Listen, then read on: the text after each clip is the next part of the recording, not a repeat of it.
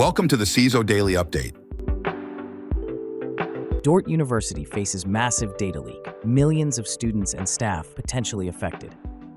Private Christian liberal arts college Dordt University suffered a huge data breach caused by the Bayern ransomware group.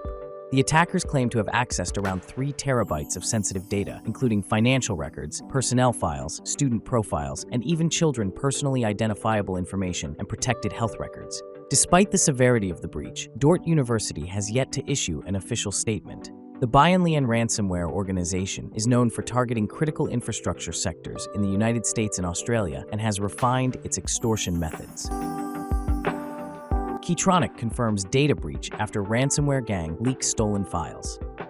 Print circuit board assembly manufacturer Keytronic confirmed a data breach after the Blackbaud ransomware gang leaked 530 gigabytes of stolen data. The breach resulted from a May 6 cyber attack that disrupted operations for 2 weeks and exposed personal information. Keytronic spent $600,000 on initial incident response measures and anticipates further costs. The attack affected human resources, finance, engineering, and corporate data, including employee passports and social security cards. Blackbaud has been active since April 2022 and linked to former Conti members. The group breached over 500 organizations and extorted at least $100 million. Keytronic reports that this breach will materially affect their financial projections for Q4 2024. New York Times says data breach affected freelance visual contributors. The New York Times reported a data breach impacting freelance visual contributors. Notice letters were sent out this past week. The breach was linked to a January 2024 security incident utilizing a cloud-based third-party code platform. Exposed data types included names, contact information, social media profiles, and specific assignment data. Full-time employees were unaffected, and at least one freelancer posted the message on social media. The breach also exposed 270 gigabytes of corporate data, including the Times and the Athletic source code, user data, corporate discussions, and other internal information.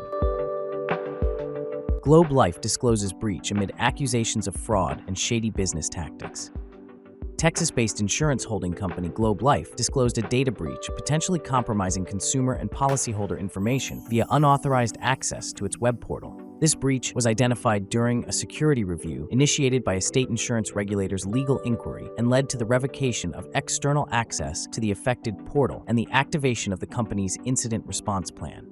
While the investigation continues, Globe Life assured that the breach is isolated to one portal with minimal operational impact. This disclosure coincides with allegations of fraudulent business practices and financial improprieties by short sellers. The company denies the claim, but its share price is significantly impacted. Los Angeles schools investigating claims of data for sale on dark web. The Los Angeles Unified School District is investigating claims that certain district records are being offered for sale on the dark web. A threat actor on a cybercrime forum posted an offer to sell approximately 24 million LAUSD records for $1,000. The alleged data includes personally identifiable information such as student IDs, names, dates of birth, and home addresses. While the claims have not been verified, the low selling price suggests the data lacks sensitive account-level information.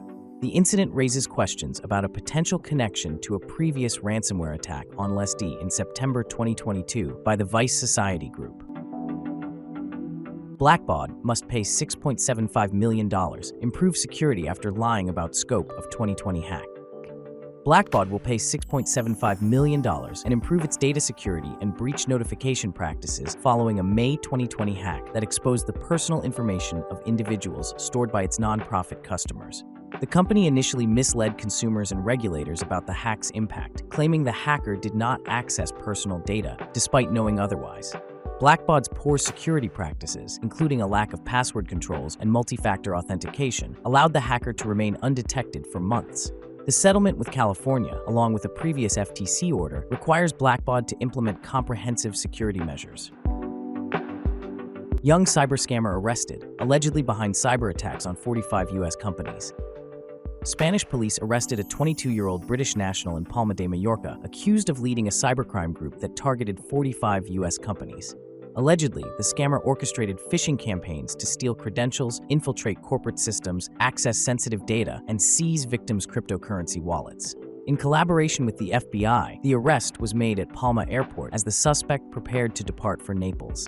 Authorities seized the suspect's laptop and phone, and he faces provisional imprisonment pending further legal proceedings, including potential extradition to the U.S. Former IT employee gets 2.5 years for wiping 180 virtual servers. Nagaraju Kandula, a former quality assurance employee at National Computer Systems, was sentenced to 2 years and 8 months in prison for deliberately deleting 180 virtual servers after being fired from the company. Kandula used his non-invalidated credentials to access NCS systems multiple times between January and March 2023, testing custom scripts before executing a wiper that caused an estimated $678,000 in damages. The incident highlights the importance of promptly revoking former employees' access to critical systems and resetting administrative account passwords to prevent potentially catastrophic attacks. New Linux malware is controlled through emojis sent from Discord.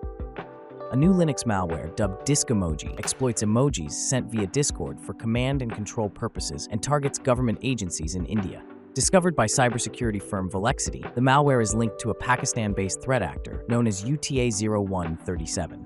Discomoji enables attackers to execute commands, take screenshots, steal files, and deploy additional payloads. Its unique use of emojis in Discord for C2 communication potentially evades detection by traditional security software.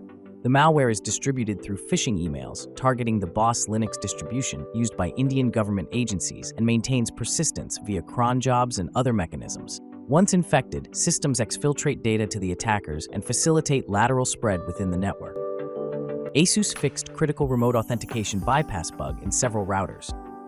Asus fixed a critical remote authentication bypass vulnerability, CVE 2024-3080, affecting several router models with a CVSS v3.1 score of 9.8. This flaw allowed remote attackers to log into devices without authentication.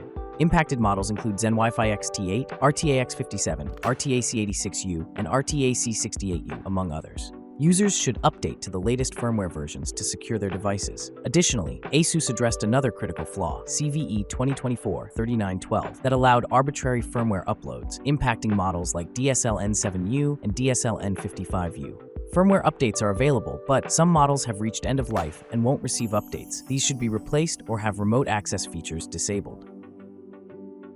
SolarWinds Serv-U vulnerability let attackers access sensitive files. SolarWinds released a security advisory addressing a high-severity directory traversal vulnerability, CVE 2024-28995, in its Serv-U file transfer solution. The vulnerability allows attackers to read sensitive files on the host machine and affects multiple Serv-U products on both Windows and Linux platforms. SolarWinds fixed the vulnerability in the latest version, Serv-U 15.4.2 HF2, and strongly recommends users upgrade their products to mitigate the risk. The vulnerability was discovered in a modified function that processes file paths, allowing attackers to trigger directory traversal by providing specific payloads to certain HTTP request parameters. Rockwell Automation patches high-severity vulnerabilities in FactoryTalk View SE.